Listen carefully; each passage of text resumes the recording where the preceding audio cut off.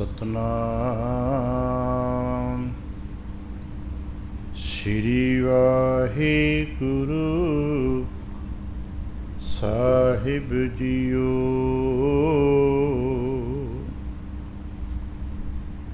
ਮੈਂ ਨਾਹੀ ਕਛ ਹਾਉ ਨਹੀਂ, ਕਿਛ ਆਹੇ ਨਾ ਮੂਰਾ। ਅਵਸਰ ਲੱਜਾ ਰਾਖ ਲੇਹ, ਸਧਨਾ ਜਨ ਤੋਰਾ। ਧਰਮਾਂ ਦੇ ਠਾਡੇ ਦਰਬਾਰ, ਤੁਝ ਬਿਨ ਸੁਰਤ ਕਰੈ ਕੋ ਮੇਰੀ। ਦਰਸ਼ਨ ਦੀਜੈ ਖੋਲ ਕਿਵਾਰ, ਕਿਰਤ ਕਰਮ ਕੀ ਵਿਛੁੜੇ। ਕਰ ਕਿਰਪਾ ਮਿਲਹੁ ਰਾਮ, ਚਾਰ ਕੁੰਟ ਦਹ ਦਿਸ ਭ੍ਰਮੇ। ਥਕ ਆਏ ਪ੍ਰਭ ਕੀ ਸਾਮ, ਸਤਨਾਮ ਸ਼੍ਰੀ ਵਾਹਿਗੁਰੂ ਸਾਹਿਬ ਜੀਓ। ਬਾਰਹਿ ਮਾਹਾ ਮਾਝ, ਮਹੱਲਾ ਪੰਜਵਾ। ਘਰ ਚੌਥਾ। ਇਕ ਓੰਕਾਰ, ਸਤਿ ਗੁਰ ਪ੍ਰਸਾਦ। ਵਾਹਿਗੁਰੂ ਭਾਦੋਏ ਭਰਮ ਭੁਲਾਣੀਆਂ, ਦੂਜੈ ਲੱਗਾ ਹੇਤ। ਲੱਖ ਸ਼ਿੰਗਾਰ ਬਣਾਇਆ, ਕਾਰਜ ਨਾਹੀ ਕੇਤ। ਭਾਦੋਏ ਭਰਮ ਭੁਲਾਣੀਆਂ, ਦੂਜੈ ਲੱਗਾ ਹੇਤ। ਲੱਖ ਸ਼ਿੰਗਾਰ ਬਣਾਇਆ, ਕਾਰਜ ਨਾਹੀ ਕੇਤ। ਜਿਤ ਦਿਨ ਦੇਹ ਬਿਨਸਸੀ, ਤਿਤ ਵੇਲੇ ਕੈਸਨ ਪ੍ਰੇਤ। ਪਕੜ ਚਲਾਇਨ ਦੂਤ ਜਾਮਾ, ਕਿਸੈ ਨਾ ਦੇਨੀ ਭੇਤ। ਛੱਡ ਖੜੋਤੇ ਖਿਨੈ ਮਾਹੇ, ਜਿਨ ਸਿਉ ਲੱਗਾ ਹੇਤ। ਹੱਥ ਮਰੋੜੈ ਤਨ ਕਪੇ, ਸਿਆਹੋਂ ਹੋਆ ਸੇਤ। ਜੇਹਾ ਬੀਜੈ ਸੋ ਲੁਣੈ, ਕਰਮਾ ਸੰਧੜਾ ਖੇਤ। ਨਾਨਕ ਪ੍ਰਭ ਸ਼ਰਣਾਗਤੀ, ਚਰਨ ਬੋਹਿਥ ਪ੍ਰਭ ਦੇਤ। ਸੇ ਭਾਦੋਏ ਨਰਕ ਨਾ ਪਾਈਐ, ਗੁਰ ਰੱਖਣ ਵਾਲਾ ਹੇਤ। ਨਾਨਕ ਪ੍ਰਭ ਸ਼ਰਣਾਗਤੀ, ਚਰਨ ਬੋਹਿਥ ਪ੍ਰਭ ਦੇਤ। ਸੇ ਭਾਦੋਏ ਨਰਕ ਨਾ ਪਾਈਐ, ਗੁਰ ਰੱਖਣ ਵਾਲਾ ਹੇਤ। ਵਾਹਿਗੁਰੂ ਜੀ ਕਾ ਖਾਲਸਾ, ਵਾਹਿਗੁਰੂ ਜੀ ਕੀ ਫਤਿਹ। ਸਤਿਗੁਰੂ ਪਾਤਸ਼ਾਹ ਸਾਹਿਬ ਜੀ ਦੇ ਪਾਵਨ ਦਰਬਾਰ ਦੀਆਂ ਹਾਜ਼ਰੀਆਂ ਭਰਦਿਆਂ ਗੁਰੂ ਪਾਤਸ਼ਾਹ ਸਾਹਿਬ ਜੀ ਦੇ ਆਪਣੇ ਹੀ ਨਿਜ ਪਾਵਨ ਸਰੂਪ ਸ਼ਬਦ ਨਾਲ ਚਿੱਤ ਲਾ ਕੇ ਜੁੜ ਮਿਲ ਬੈਠੇ ਹੋ। ਪਾਤਸ਼ਾਹ ਗੁਰਦੇਵ ਜੀ ਦੀਆਂ ਬੇਅੰਤ ਮਹਿਰਮਤਾਂ ਤੇ ਵਡਿਆਈਆਂ ਜੋ ਸਤ ਸੰਗਤ ਵਿੱਚ ਸਦਾ ਵਰਤਦੀਆਂ ਨੇ, ਆਪ ਉਹਨਾਂ ਦੇ ਸਾਂਝੀ ਤੇ ਧਾਰਨੀ ਹੋਇਓ। ਕਿਰਪਾਲਤਾ ਕਰਨਾ, ਆਪਣੇ ਨਿਰਮਲ ਹਿਰਦੇ 'ਚੋਂ ਅਰਦਾਸ ਕਰਨਾ, ਜੋ ਗੁਰੂ ਪਾਤਸ਼ਾਹ ਸਾਹਿਬ ਜੀ ਰਹਿਮਤ ਕਰਨ, ਪਾਵਨ ਸ਼ਬਦ ਦੀ ਵਿਚਾਰ, ਬੋਲਣ ਦਾ ਤਾਣ ਅਤੇ ਵਿਚਾਰ ਦਾ ਪ੍ਰਵਾਹ ਬਖਸ਼ਣ। ਇੱਕ ਵਾਰ ਆਸੀਸ ਦਿੰਦਿਆਂ ਅੰਮ੍ਰਿਤ ਦ੍ਰਿਸ਼ਟੀ ਪਾ ਕੇ ਜਪਣਾ ਜੀ ਸਤਨਾਮ ਸ਼੍ਰੀ ਵਾਹਿਗੁਰੂ। ਗਰੀਬ ਨਿਵਾਸ ਘਟ ਘਟ ਕੇ ਵਾਸੀ ਸ਼੍ਰੀ ਅਕਾਲ ਪੁਰਖ ਵਾਹਿਗੁਰੂ ਜੀ ਦਾ ਕੋਟਾਨ ਕੋਟ ਸ਼ੁਕਰਾਨਾ ਜੋ ਸੱਚੇ ਪਾਤਸ਼ਾਹ ਸਾਹਿਬ ਜੀ ਨੇ ਕਿਰਪਾ ਕੀਤੀ ਹੈ। ਸੰਪੂਰਨ ਰਹਿਣ ਆਪਣੇ ਪਿਆਰ ਤੇ ਭਾਣੇ ਵਿੱਚ ਬਤੀਤ ਕਰਾਈ ਹੈ। ਅੰਮ੍ਰਿਤ ਵੇਲੇ ਦੀ ਜਾਗ ਬਖਸ਼ਿਸ਼ ਕੀਤੀ। ਇਸ ਵਕਤ ਆਪਣੇ ਹੀ ਪਾਵਨ ਦਰਬਾਰ ਦੀ ਹਾਜ਼ਰੀ ਭਰਨ ਦਾ ਇਹ ਸੁਭਾਗ ਸਮਾਂ ਬਖਸ਼ਿਸ਼ ਕੀਤਾ ਹੈ। ਜਿੱਥੇ ਅਸੀਂ ਅੱਜ ਦੀ ਰਾਤ ਅੱਜ ਦੇ ਸਮੇਂ ਦਾ ਸ਼ੁਕਰਾਨਾ ਕਰ ਰਹੇ ਹਾਂ, ਉੱਥੇ ਨਾਲ ਹੀ ਨਾਲ ਅਸੀਂ ਇਹ ਵੀ ਸ਼ੁਕਰਾਨਾ ਕਰਦੇ ਹਾਂ ਕਿ ਆਪ ਦੀ ਕਿਰਪਾ ਦੇ ਨਾਲ ਪਿਛਲਾ ਸਾਵਣ ਦਾ ਮਹੀਨਾ ਪਿਆਰ ਤੇ ਭਾਣੇ ਵਿੱਚ ਬਤੀਤ ਹੋਇਆ ਤੇ ਅੱਜ ਭਾਦਰੋਂ ਦੇ ਮਹੀਨੇ ਦੀ ਆਰੰਭਤਾ ਹੈ। ਤੇ ਸਾਡੇ ਮਨਾਂ 'ਚ ਕੁਝ ਭਾਵ, ਕੁਝ ਸੰਕਲਪ ਹੁੰਦੇ ਨੇ ਕਿ ਜਦੋਂ ਵੀ ਕਿਤੇ ਨਵੇਂ ਸ਼ੁਰੂਆਤ ਹੋਵੇ, ਅਰਦਾਸ ਕੀਤੀ ਜਾਏ, ਸ਼ੁਕਰਾਨਾ ਕੀਤਾ ਜਾਏ। ਜਿੱਥੇ ਪਿਛਲੇ ਬੀਤ ਗਏ ਦਾ ਸ਼ੁਕਰਾਨਾ ਕਰੀਏ, ਨਾਲ ਹੀ ਨਾਲ ਅਰਦਾਸ ਕਰਦੇ ਕਿ ਸਾਡਾ ਆਉਣ ਵਾਲਾ ਸਮਾਂ ਸੁਖਾਲਾ ਹੋ ਜਾਏ, ਜਿਹਨੂੰ ਅਸੀਂ ਕਹਿੰਦੇ ਲੋਕ ਸੁਖੀਏ ਹੋ ਜਾਵਣ। ਅਤੇ ਜਿੱਥੇ ਲੋਕ ਸੁਖੀਏ ਹੋਵਣ, ਉੱਥੇ ਪਰਲੋਕ ਵੀ ਸੁਹੇਲਾ ਹੋ ਜਾਏ। ਕਿਉਂਕਿ ਸਾਨੂੰ ਲੋਕ ਵਿੱਚ ਸਦਾ ਰਹਿਣਾ ਨਹੀਂ, ਜਾਣਾ ਤੇ ਆਖਰ ਪਰਲੋਕ ਵਿੱਚ ਹੀ ਹੈ। ਅਤੇ ਕਿਉਂ ਨਾ ਜਿੱਥੇ ਜਾਵਣਾ ਹੈ ਉੱਥੋਂ ਦੇ ਬਾਰੇ ਵੀ ਥੋੜ੍ਹਾ ਬਹੁਤਾ ਇੰਤਜ਼ਾਮਾਤ ਕਰ ਲਈਏ। ਆ ਸਤ ਸੰਗੀ ਜੋ ਬੰਦਗੀ ਕਰਦੇ ਨੇ, ਵਾਹਿਗੁਰੂ ਵਾਹਿਗੁਰੂ ਜਪਦੇ ਨੇ, ਹੋ ਸਕਦਾ ਉਹਨਾਂ ਦੇ ਬਾਹਰਲੇ ਬਣਤਰਾਂ ਦੇ ਰੰਗ ਢੰਗ ਥੋੜ੍ਹੇ ਥੋੜ੍ਹੇ ਅਲੱਗ ਹੋਣ,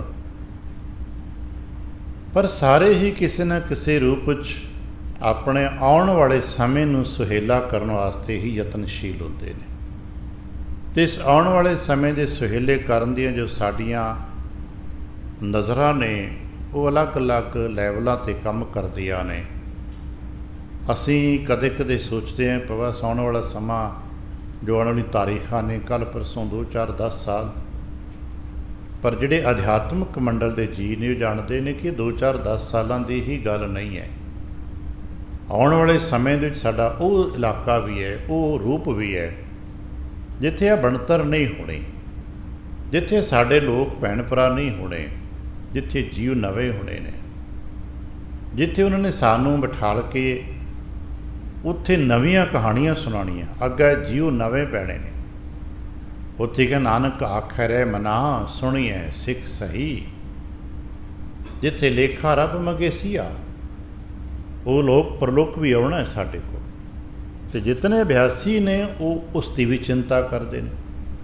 ਜਿਵੇਂ ਸਿਆਣੇ ਬੰਦੇ ਆਪਣੇ ਅੱਜ ਦੀ ਚਿੰਤਾ ਕਰਨ ਦੇ ਨਾਲ ਨਾਲ ਆਪਣੇ ਆਉਣ ਵਾਲੇ ਸਮੇਂ ਦੀ ਚਿੰਤਾ ਕਰਦੇ ਨੇ, ਮੀਟਿੰਗਸ ਕਰਦੇ ਨੇ। ਸਿਆਣਿਆਂ ਬੰਦਿਆਂ ਦੀ ਆਪਸ ਗੱਲਾਂ ਬਾਤਾਂ ਹੁੰਦੀਆਂ, ਭਾਈ ਆਪਣੇ ਬੱਚਿਆਂ ਦਾ, ਪਰਿਵਾਰ ਦਾ ਫਿਊਚਰ ਕਿਹੋ ਜਿਹਾ ਹੋਏਗਾ।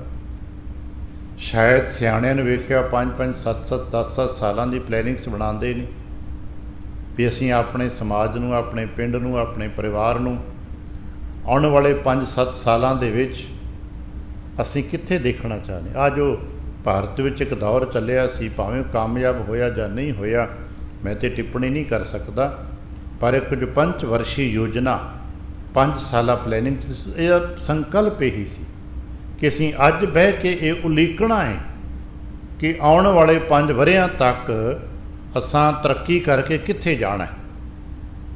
ਤੇ ਅਧਿਆਤਮ ਦੇ ਵਿੱਚ ਇਹ ਤਰੱਕੀ ਕਰਨ ਦਾ ਕੀ ਸਾਨੂੰ ਹੱਕ ਨਹੀਂ?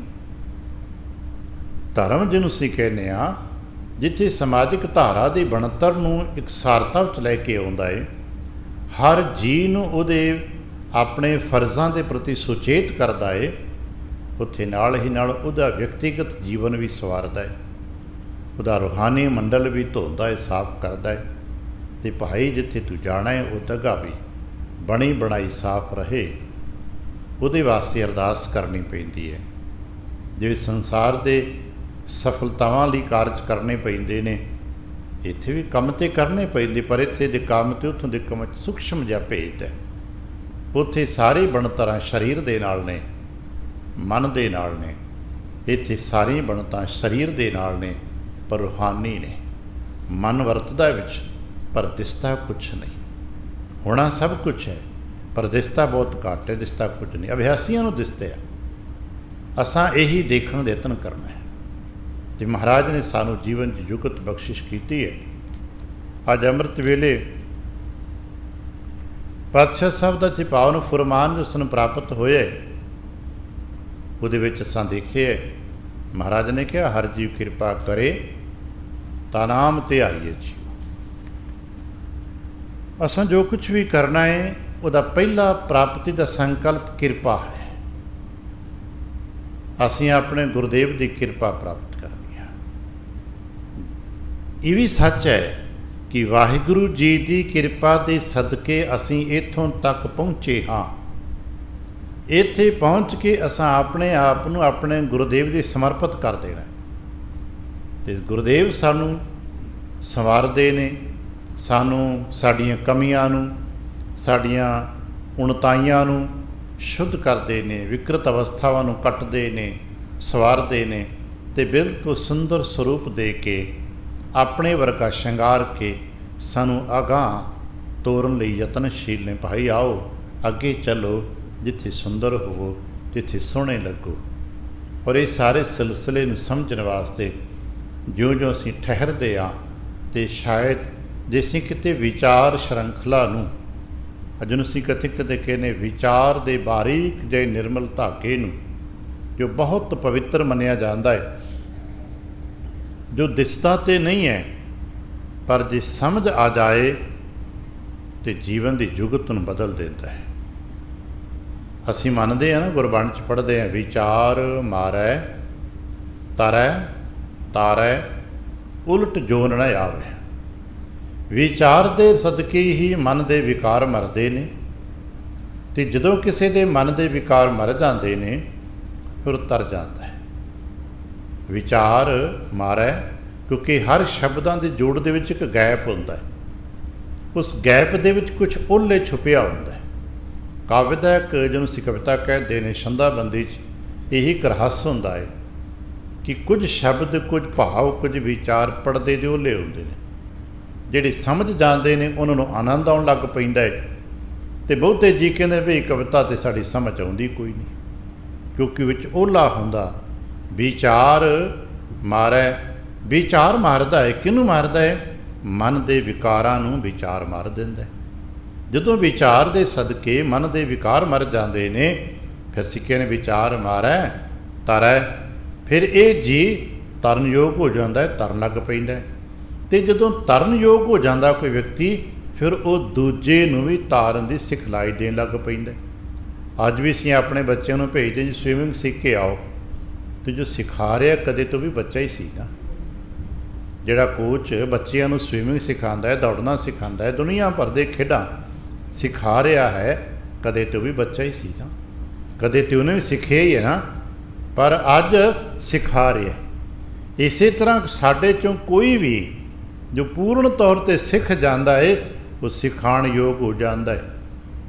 ਜੇ ਨਾ ਸਮਝ ਆਵੇ ਤਾਂ ਦੇਖ ਲੈਣਾ, ਬਾਬਾ ਲਹਿਣਾ, ਬਾਬਾ ਅਮਰਦਾਸ, ਰਾਮਦਾਸ ਮਹਾਰਾਜ, ਇਹ ਤਿੰਨ ਉਹ ਨਾਮ ਨੇ ਜਿਹੜੇ ਆਏ ਬਾਹਰੋਂ ਨੇ। ਅੱਗੇ ਜਾ ਕੇ ਦੇਖਾਂਗੇ ਅਰਜਨ ਦੇਵ ਮਹਾਰਾਜ ਦਾ ਜਨਮ ਪ੍ਰਕਾਸ਼ੀ ਗੁਰੂ ਘਰ ਵਿੱਚ ਹੁੰਦਾ ਹੈ, ਲੇਕਿਨ ਤਿੰਨ ਨਾਮ ਬਾਹਰੋਂ ਆਏ ਨੇ, ਇੱਥੇ ਸੇਵਾ ਕੀਤੀ ਹੈ, ਗੁਰੂ ਕੇ ਵਿਚਾਰ ਨੂੰ ਸਵੀਕਾਰ ਕੀਤਾ, ਗ੍ਰਹਿਣ ਕੀਤਾ ਅਤੇ ਮੰਨ ਲਿਆ, ਤੇ ਸਾਰਾ ਮਨ ਦਾ ਬਾਕੀ ਸਿਲਸਿਲਾ ਮਰ ਗਿਆ, ਤਰ ਗਏ। ਤੇ ਕੀ ਤਰੇ ਗਏ? ਨਹੀਂ, ਤਾਰਨ ਲੱਗ ਪਏ। ਤੇ ਫਿਰ ਸਾਡੇ ਵਾਸਤੇ ਵੀ ਜੁਗਤ ਹੈ, ਬੜੇ ਨਾਮ ਨੇ। ਬਾਬਾ ਬੁੱਢਾ ਸਾਹਿਬ ਜੀ ਨੇ, ਭਾਈ ਭਗੀਰਥ ਜੀ ਨੇ, ਮਨਸੁਖ ਜੀ ਨੇ, ਬੜੇ ਨਾਮ ਨੇ। ਭਾਈ ਕਨਈਆ ਜੀ ਨੇ, ਬਾਬਾ ਬਿਧੀ ਚੰਦ ਸਾਹਿਬ ਜੀ ਨੇ, ਬਾਬਾ ਦੀਪ ਸਿੰਘ ਸਾਹਿਬ ਜੀ ਨੇ, ਜਿੰਨੇ ਕੁ ਨਾਂ ਲੈ ਸਕੀਏ ਅਸੀਂ। ਇਹ ਸਾਰੇ ਉਹ ਨੇ ਜਿਨ੍ਹਾਂ ਨੂੰ ਅੱਜ ਕਹਿੰਦਿਆਂ ਅਸੀਂ ਧੰਨ ਧੰਨ ਕਹਿੰਦੇ ਹਾਂ। ਅਸੀਂ ਅੱਜ ਕਹਿਣਾ ਹੁੰਦਾ ਤਾਂ ਕੀ ਕਹਿੰਦੇ? ਧੰਨ ਧੰਨ ਬਾਬਾ ਬੁੱਢਾ ਸਾਹਿਬ ਜੀ, ਧੰਨ ਧੰਨ ਬਾਬਾ ਦੀਪ ਸਿੰਘ ਸਾਹਿਬ ਜੀ, ਧੰਨ ਧੰਨ ਬਾਬਾ ਬਿਧੀ ਚੰਦ ਜੀ, ਧੰਨ ਧੰਨ ਭਾਈ ਕਨਈਆ ਜੀ। ਧੰਨ ਧੰਨ ਕਿਉਂ ਨੇ? ਇਹਨਾਂ ਧਨੰਤਾ ਨੂੰ ਪ੍ਰਾਪਤ ਕੀਤਾ ਹੈ। ਇਹ ਇਹਨਾਂ ਨੇ ਉਸ ਅਵਸਥਾ ਨੂੰ ਪ੍ਰਾਪਤ ਕੀਤਾ ਹੈ ਜਿੱਥੇ ਆਪਣੇ ਅੰਦਰ ਦੇ ਵਿਕਾਰਾਂ ਨੂੰ ਮਾਰ ਲਿਆ ਹੈ ਅਤੇ ਆਪ ਤੇ ਤਰੇ ਹੀ ਸੈਂਕੜਿਆਂ ਹਜ਼ਾਰਾਂ ਨੂੰ ਤਾਰਨ ਯੋਗ ਹੋ ਗਏ ਨੇ। ਇਹ ਵਿਚਾਰ ਬਹੁਤ ਬਾਰੀਕ ਹੁੰਦਾ ਹੈ। ਹਰ ਰੋਜ਼ ਸਿਆਣੇ ਮੰਨਦੇ ਨੇ, ਹਰ ਰੋਜ਼ ਇੱਕ ਵਿਚਾਰ ਮਿਲਦਾ ਹੈ। ਵਿਚਾਰ ਬਹੁਤ ਸਾਰੇ ਨਹੀਂ ਦਿੱਤੇ ਜਾ ਸਕਦੇ। ਬਹੁਤ ਸਾਰੇ ਵਿਚਾਰ ਇੱਕ ਦੂਜੇ ਨੂੰ ਕਹਿ ਵੀ ਦੇ ਆ ਵੀ ਅਤੇ ਮਨ ਨੇ ਇੱਕ ਹੀ ਪਕੜਨਾ ਹੈ। ਮਨ ਦੇ ਤਾਂ ਦੋ ਹੀ ਹੱਥ ਨੇ ਨਾ, ਜਿੱਥੇ ਅਸੀਂ ਕਈ ਤਨ ਕਰਕੇ ਦੋ ਹੱਥ ਨੇ, ਅਤੇ ਦੋ ਹੱਥਾਂ ਨਾਲ ਕੀ ਪਕੜੋਗੇ? ਇੱਕੋ ਵਸਤੂ ਨੂੰ ਪਕੜੋਗੇ ਨਾ। ਇੱਕ ਵਕਤ ਇੱਕੋ ਹੀ ਟ੍ਰੇਨ ਪਕੜੋਗੇ, 4-5 ਟ੍ਰੇਨਾਂ ਨਹੀਂ ਪਕੜ ਸਕਦੇ। ਇੱਕ ਵਕਤ ਇੱਕੇ ਬੇੜੀ ਵਿੱਚ ਪੈਰ ਧਰ ਕੇ ਤਰਾਂਗੇ, 2-3 ਬੇੜੀਆਂ 'ਚ ਨਹੀਂ ਤੁਰ ਸਕਦੇ। ਇੱਕ ਵਕਤ ਇਸੇ ਤਰ੍ਹਾਂ ਸੁਰਤ ਚੇਤਨਾ ਵੀ ਇੱਕੇ ਵਿਚਾਰ ਦੇ ਨਾਲ ਚੱਲਦੀ ਹੈ। ਗੁਰਦੇਵ ਕਿਰਪਾ ਕਰਨ ਕਿਤੇ ਸਾਡੇ 'ਚ ਸਮਝ ਆ ਜਾਏ ਕਿ ਇੱਕ ਦਿਨ ਪੂਰੀ ਕੌਮ ਇੱਕ ਵਿਚਾਰ 'ਚ ਆ ਜਾਏ। ਸਾਡੀ ਕਲਪਨਾ 'ਤੇ ਹੈ, ਗੁਰਦੇਵ ਕਿਰਪਾ ਕਰਨ ਸਿਆਣੇ ਦਾ ਸੰਕਲਪ ਹੈ ਕਿ ਕੋਈ ਵਕਤ ਆਵੇ ਸਾਰੀ ਕੌਮ ਇੱਕ ਦਿਨ ਇੱਕ ਵਿਚਾਰ ਦੇ ਤਹਿਤ, ਕਹਿੰਦਾ ਨਾ ਇੱਕ ਝੰਡੇ ਥੱਲੇ ਆ ਜਾਓ। ਅਕਸਰ ਰਾਜਨੀਤੀ ਵਿੱਚ ਇੱਕ ਸ਼ਬਦ ਸੁਣਿਆ ਜਾਂਦਾ ਹੈ, ਇੱਕ ਝੰਡੇ ਥੱਲੇ ਆ ਜਾਓ।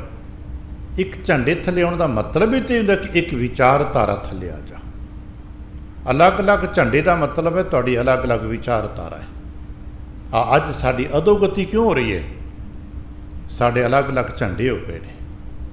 ਬੇਸ਼ੱਕ ਨਿਸ਼ਾਨ ਸਾਹਿਬ ਦਾ ਸਾਡਾ ਰੰਗ ਇੱਕੋ ਹੀ ਹੋਏਗਾ, ਪਰ ਦੋ ਤੇ ਅਸਾਂ ਆਮ ਤੌਰ ਵੇਖ ਲਏ ਨੇ ਨਾ, ਹੋਰ ਵੀ ਹੋਣਗੇ ਜੇ ਸਾਨੂੰ ਨਹੀਂ ਪਤਾ।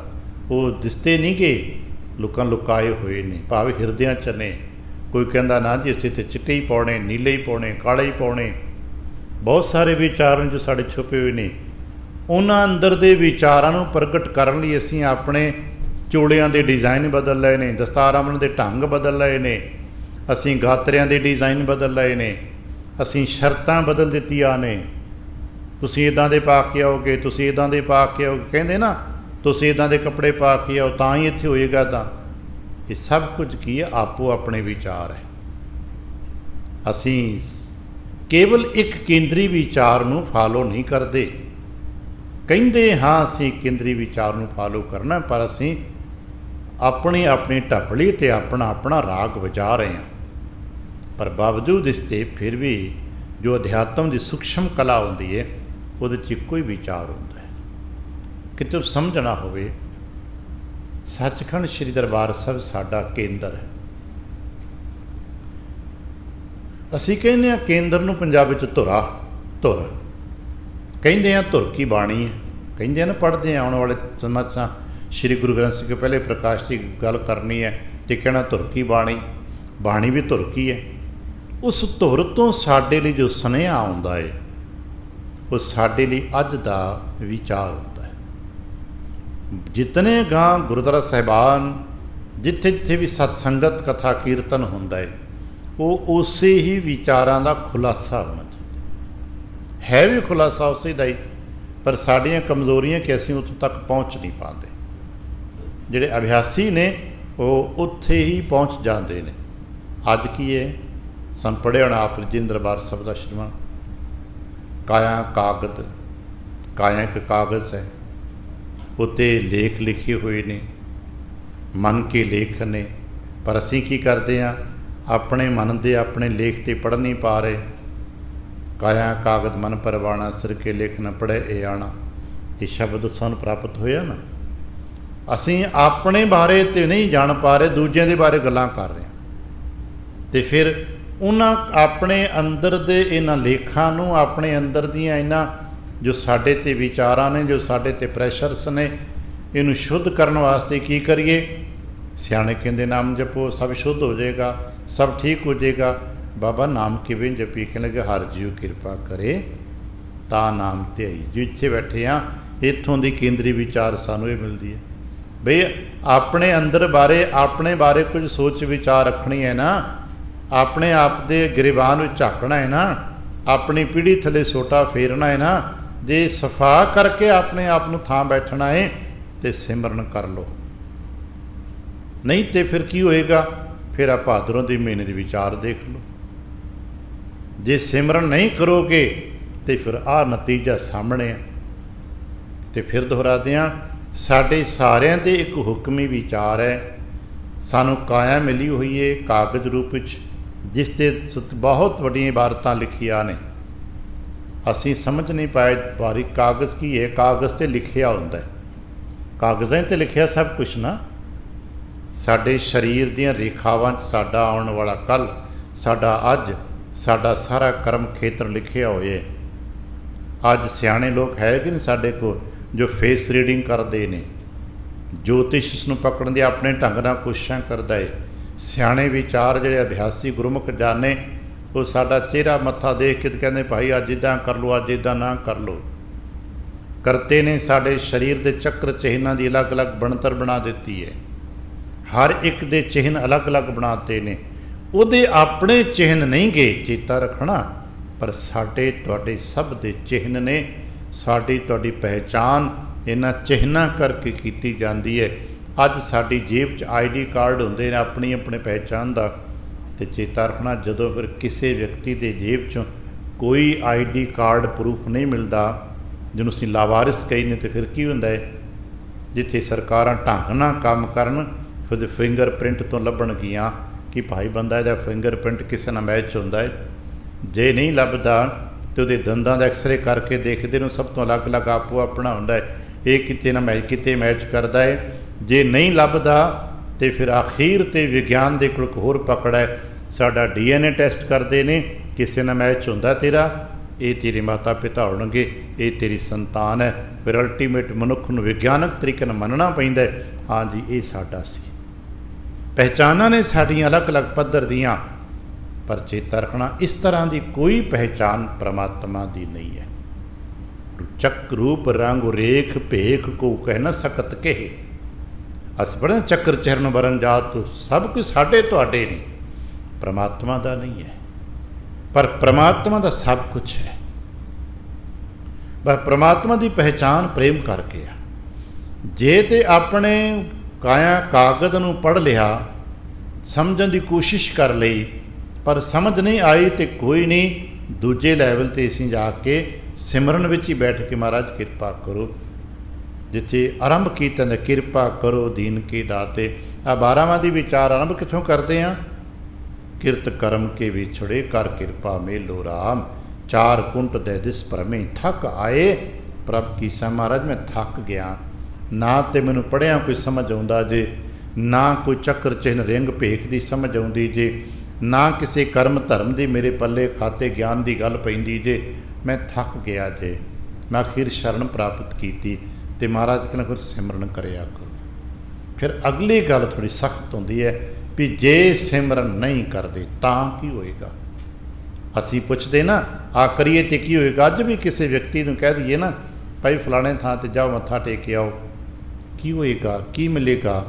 ਸਵਾਲ ਪੁੱਛਿਆ ਜਾਂਦਾ ਨਾ। ਜੇ ਲਗਾਤਾਰ ਭਾਈ ਸੰਗਤ ਕਰਨ ਲੱਗ ਪਓਗੇ ਤਾਂ ਕੀ ਮਿਲੇਗਾ? ਅੱਜ ਕੱਲ੍ਹ ਤਾਂ ਲੋਕ ਲਾਲਚ ਇੱਥੇ ਖੜੇ ਹੋ ਗਏ ਨੇ ਕਿ ਅਸੀਂ ਇੱਥੇ ਆ ਜਾਈਏ ਅਤੇ ਕੀ ਸਾਨੂੰ ਧਨ ਮਿਲੇਗਾ, ਪੈਸੇ ਮਿਲਣਗੇ, ਜੋਬ ਮਿਲੇਗਾ, ਰਾਸ਼ਨ ਮਿਲੇਗਾ। ਬਹੁਤ ਸਾਰੇ ਲਾਲਚ ਲੋਕਾਂ ਪਾ ਦਿੱਤੇ ਨਾ। ਤੁਸੀਂ ਇਸ ਧਰਮ ਚਲੇ ਜਾਓ, ਤੁਹਾਨੂੰ ਜੋਬ ਮਿਲ ਜਾਏਗਾ, ਤੁਹਾਨੂੰ ਨੌਕਰੀ ਮਿਲ ਜਾਏਗੀ, ਤੁਹਾਡਾ ਘਰ ਵੀ ਬਣਾ ਦੇਣਗੇ, ਤੁਹਾਡੇ ਇੰਤਜ਼ਾਮ ਦਵਾ ਦਾਰੂ ਫ੍ਰੀ ਕਰ ਦੇਣਗੇ, ਤੁਸੀਂ ਸਾਡਾ ਧਰਮ ਮੰਨ ਲਓ।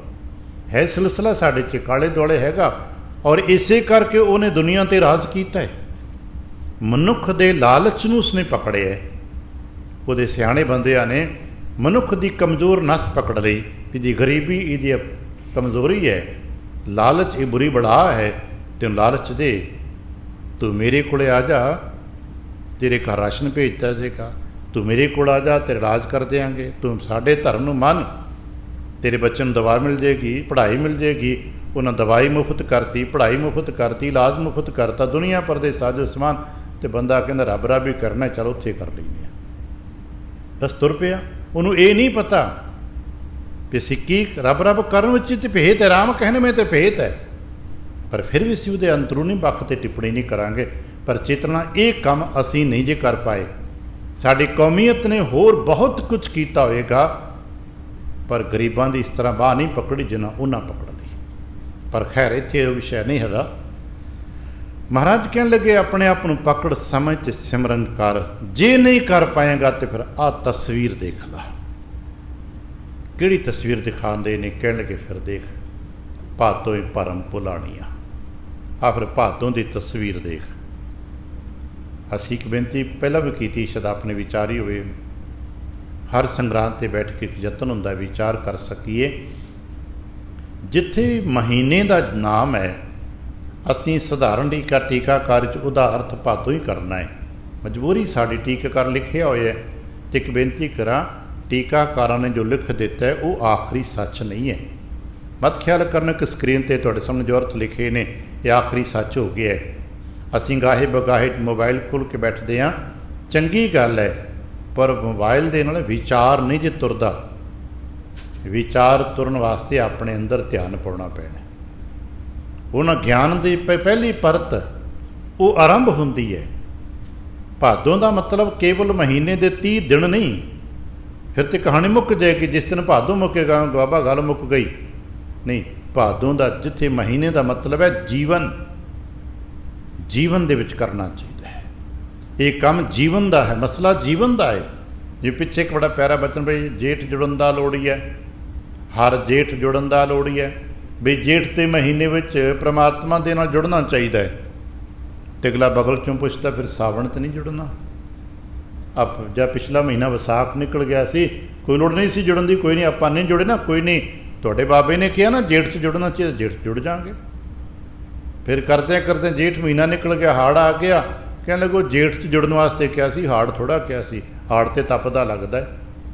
भाव इन्हां महीनों का मतलब है जीवन। जीवन विच परमात्मा नाल जुड़ना चाहिए है। जे परमात्मा नाल जुड़ोगे तो आप साड़ तपंदा नहीं लगेगा, तो जे परमात्मा नाल नहीं जुड़ोगे तो आ साड़ तपदा ही लगेगा। अज कहते भादों भरम भुलाणी। जीवन दे विच मनुख भरम च पै गया है। आ तमाम आले दुआले निगाह भर के देखांगे, असी भरम दे कर्म करते पे हाँ। तो भरम की व्याख्या गुरबाणी च कीती है। मैं किसी दार्शनिक की व्याख्या करांगा एक दूजे के नाल, चिट्टा तर्क टिप्पणी आ जाएगी। सोरठ राग विच बड़ी प्यारी व्याख्या महाराज ने की है भगत रविदास साहब जी के राही। भरम कैसा है, जैसा मानीए होए न तैसा। ये भरम की सब तो बेहतरीन व्याख्या है, और इसनों अज तक कोई बदल नहीं पाया। सुनिया होना, नरपत एक सिंघासन सोया, सुपने भया भिखारी, अछत राज विचर दुख पाया, सो गत पई हमारी। साडी हालत इहो जी है, जिवें कोई राजा सिंघासन ते बैठा बैठा सौ जाए तो सुपने दे विच गरीब हो जाए, तो गरीबी हालात विच परेशान है, गरीबी हालात विच अपने आप को देख देख के दुख पा रहा है। बस यही हालत साडी है तो असीं सिंघासन दे मालक, सैते करता पुरख दे संतान, ते करता पुरख दी संतान ते रुड़ के थेरे घटे कौडियां च क्यों रुल रहे हैं? असी भरम दे विच आ। ते भरम की दार्शनिक व्याख्या फिर महाराज ने की रही, जिवें रस्सी पई हुंदी ते हनेर च सप लगदी है, ये साडी व्याख्या है भरम की। अज कहण लगे असी भरम दे विच पै गए। मनुख जीवन दे विच आया ते परमात्मा दे सिमरन वास्ते सी। रोजाना शाम नूं बह के जाप करदे हो, गोबिंद मिलन किह तेरी बरीआ, अवर काज तेरे किते न काम, मिल साध संगत भज केवल नाम, सरंजाम लाग कहते हो ना एक दूजे नूं, नहीं अपने आप नूं क्या करिए, सरंजाम लाग वो भाई किसी भले काम च किसी अंजाम ते पहुँचने वाले काम ते लग। ऐसा काम कर जो किसी अंजाम ते पहुँचा देवे। भवजल तरन कह, किहड़े काम कर जिहदे नाल भवजल तो तर सके। ते जे अंजाम दे काम ते नहीं लग सकिया तो फिर की होया, फिर तू भरम च पिया होया। जे तू वो काम नहीं कर रहा ਜਿਹੜੇ ਕੰਮ ਤੈਨੂੰ ਮੰਜ਼ਿਲ 'ਤੇ ਲੈ ਜਾਂਦੇ ਨੇ, ਤੇ ਫਿਰ ਤੂੰ ਭਰਮ ਦੇ ਵਿੱਚ ਹੈ।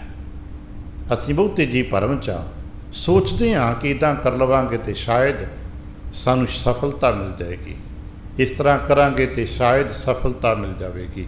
ਸ਼ਾਇਦ ਸੰਸਾਰ ਦੇ ਅੰਗਰੇਜ਼ੀ ਪੜ੍ਹੇ ਲਿਖੇ ਜਾਣਦੇ ਨਾ, ਸ਼ਾਰਟਕਟ ਅੰਗਰੇਜ਼ੀ ਦਾ ਇੱਕ ਸ਼ਬਦ ਹੈ ਅਤੇ ਬਹੁਤ ਮੇਥੋਂ ਜ਼ਿਆਦਾ ਵਰਤਦੇ ਉਹਨੂੰ, ਪਰ ਚੇਤਾ ਰੱਖਣਾ ਅਧਿਆਤਮ ਦੇ ਵਿੱਚ ਐਸਾ ਕੋਈ ਲਫ਼ਜ਼ ਨਹੀਂ ਗਾ। ਅਧਿਆਤਮ ਲਈ ਨਹੀਂ ਹੈ, ਸੰਸਾਰ ਲਈ ਹੈ, ਸੜਕਾਂ ਲਈ ਹੋ ਸਕਦਾ ਹੈ, ਪਰ ਸਫਲਤਾ ਕਦੇ ਸ਼ਾਰਟਕਟ ਨਹੀਂ ਹੁੰਦੀ। ਜਦ ਕਿ ਮਨੁੱਖ ਸ਼ਾਰਟਕਟ ਲੱਭਦਾ ਹੈ। ਆ ਭਰਮ 'ਚ ਸੋਚਦਾ ਨਹੀਂ ਇਹਨੂੰ ਬਾਈਪਾਸ ਕਰ ਦੇ, ਇਹਦੀ ਚੁਗਲੀ ਕਰ, ਇਹਨੂੰ ਪਿੱਛੇ ਕਰ, ਇਹਦੀ ਨਿੰਦਾ ਕਰ, ਇਹਦੇ ਕੰਮ 'ਚ ਵਿਘਨ ਪਾ, ਇਹਦਾ ਕੰਮ ਖਰਾਬ ਕਰ, ਸ਼ਾਇਦ ਮੇਰੀ ਵਾਰੀ ਆ ਜਾਏਗੀ। ਪਰ ਚੇਤਾ ਰੱਖਣਾ ਸੰਸਾਰ ਵਿੱਚ ਹੋ ਸਕਦਾ 2-4 ਦਿਨ ਲਈ ਉਹਨੂੰ ਦਾएं ਬਾएं ਕਰ ਦਿਆਂਗੇ, ਪਰ ਅਧਿਆਤਮ 'ਚ ਸ਼ਾਰਟਕਟ ਸ਼ਬਦ ਹੀ ਕੋਈ ਨਹੀਂ ਗਾ।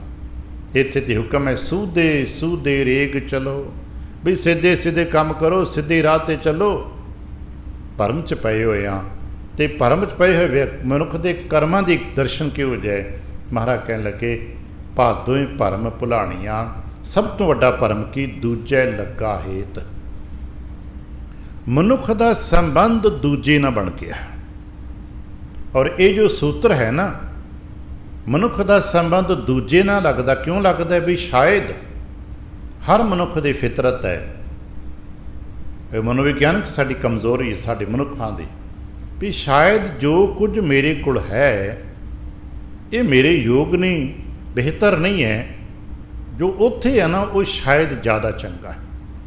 ਇਸ ਕਰਕੇ ਉਹ ਹਮੇਸ਼ਾ ਹੀ ਜੋ ਕੁਝ ਵੀ ਮਨੁੱਖ ਨੂੰ ਪ੍ਰਾਪਤ ਹੋਇਆ ਹੁੰਦਾ ਹੈ ਉਸ ਵਿੱਚ ਸੰਤੁਸ਼ਟੀ ਪ੍ਰਾਪਤ ਕਰਨ ਦੀ ਬਜਾਏ ਕਿਤੇ ਹੋਰ ਥਾਂ ਤੋਂ ਸੰਤੁਸ਼ਟੀ ਨੂੰ ਪ੍ਰਾਪਤ ਕਰਦਾ ਹੈ।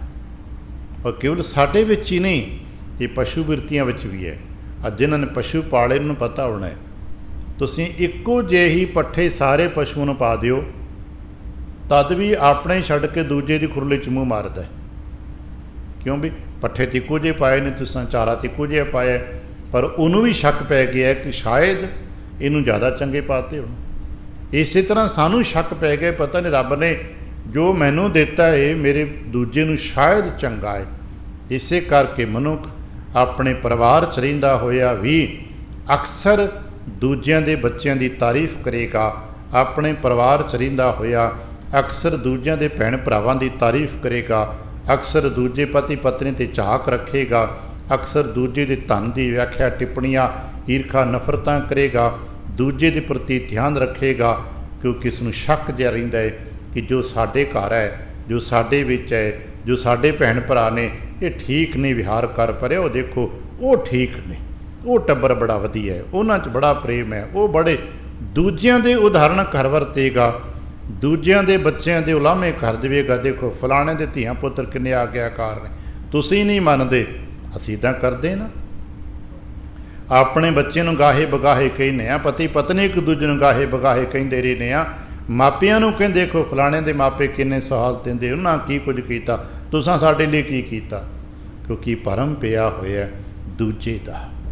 ਇਹ ਮਨੋਵਿਗਿਆਨਕ ਦੋਸ਼ ਸਾਡਾ, ਦੂਜੇ ਲੱਗਾ, ਦੂਜੇ ਨਾਲ ਪ੍ਰੇਮ ਪੈ ਗਿਆ।